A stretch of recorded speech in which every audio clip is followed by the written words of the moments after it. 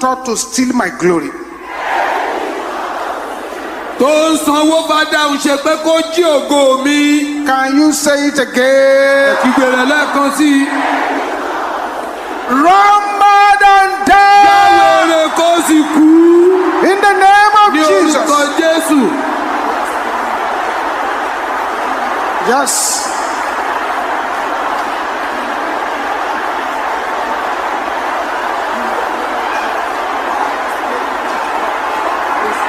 Jesus. Jésù. Jesus. Jésù.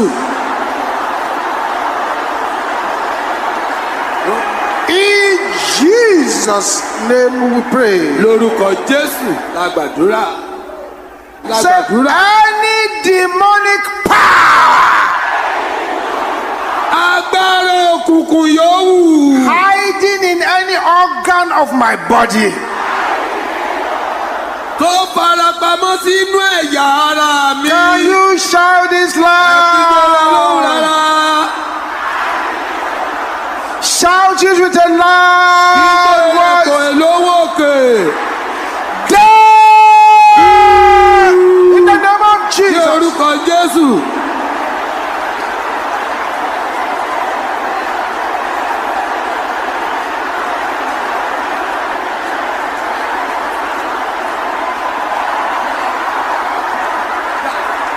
Jesus. Jésù.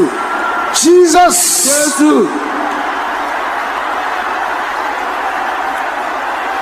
Deal with it. Deal with it. Gbógun ti dojúkọ. Deal with it. Dojúkọ.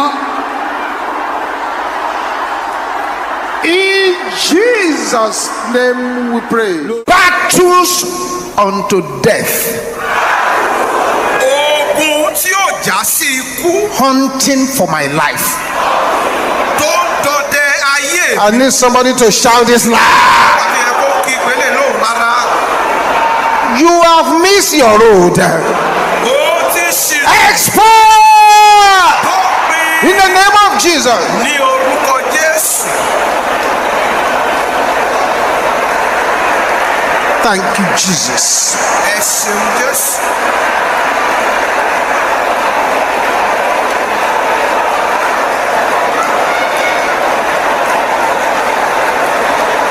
Open your mouth, open your mouth. That's why Jesus brought you here. Bapoka satala.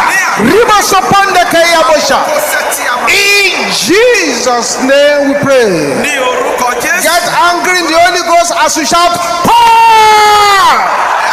Agbára Commanding me to carry the evil load of my father's house.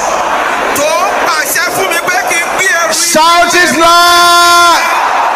Ẹ kí ìpínlẹ̀ lóhùn rárá. You are Lord. Die! In the name of Jesus. Ní orúkọ Jésù. I shall not carry that evil load. Mo kọ̀ láti gbé ẹrù ibi.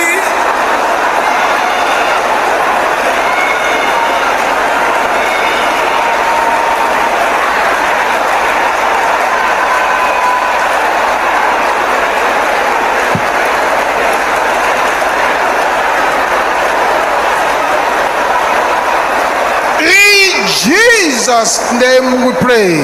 Ní orúkọ Jésù. Battles Ogun against my next level. tó lòdì sí ìpele mi tó kàn. Can you shout it loud? Kí ìpínlẹ̀ lóhùn rárá. Die! In the name of Jesus. Ní orúkọ Jésù.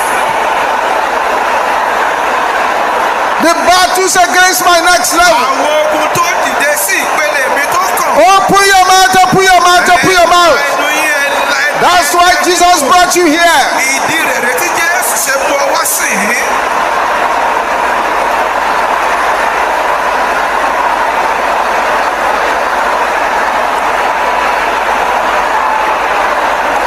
In Jesus' name we pray. Ní orúkọ Jésù la gbàdúrà. Any power, agbára kágbára, worshiping the moon, tó ń sin òṣùpá to pull me down, láti fà mí lulẹ̀. Sisters, can I hear you shouting it now? Ẹ̀yin arábìnrin yẹn gbọ́ kẹ́ kígbe léyìí. Can you shout it louder than that? ẹ kígbe lóhùn rárá ju eléyìí lọ. Brothers, let your voice roar like thunder. ẹ̀yin arákùnrin jẹ́ kó yín ró bí àrá. Everybody together now. gbogbo wọn lápapọ̀ báyìí. In the name of Jesus. ní orúkọ Jésù.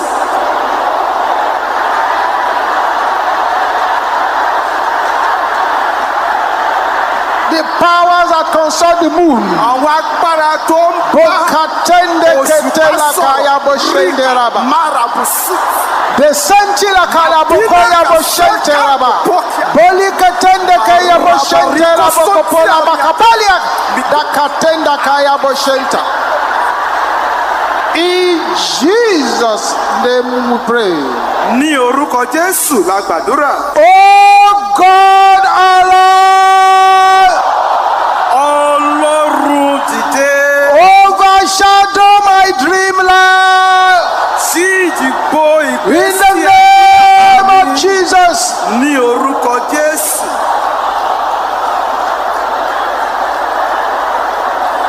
Ask for the overshadowing power ẹ béèrè fún agbára tó ń ṣí ìdìbò of your dream life. sórí ìgbé ayé àlàyé.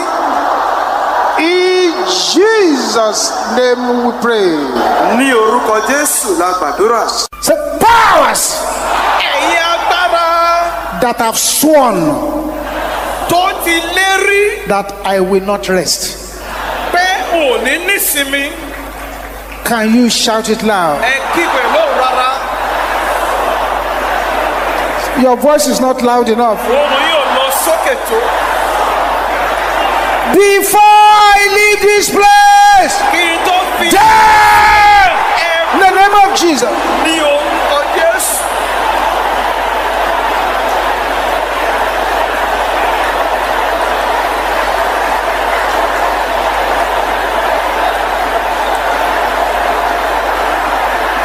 Open your mouth and decree it. ẹ la ẹnu yìí kẹ́ pa láṣẹ.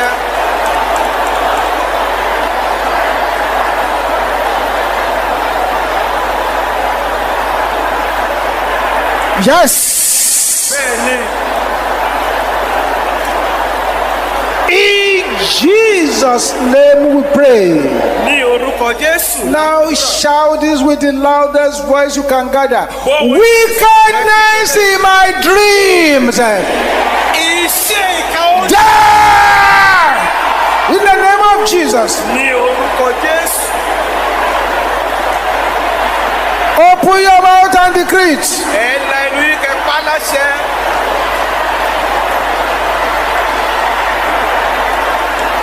Thank you, Jesus. ẹ ṣeun Jésù. In Jesus' name we pray. ní orúkọ Jésù. A loud amen. àmín torílẹ̀. Come be a part of the MFM International Headquarters social media family. Like and subscribe now. Thank you for watching our entire video today. If you feel you can bless someone, please join us and spread the gospel by sharing this video on your social media.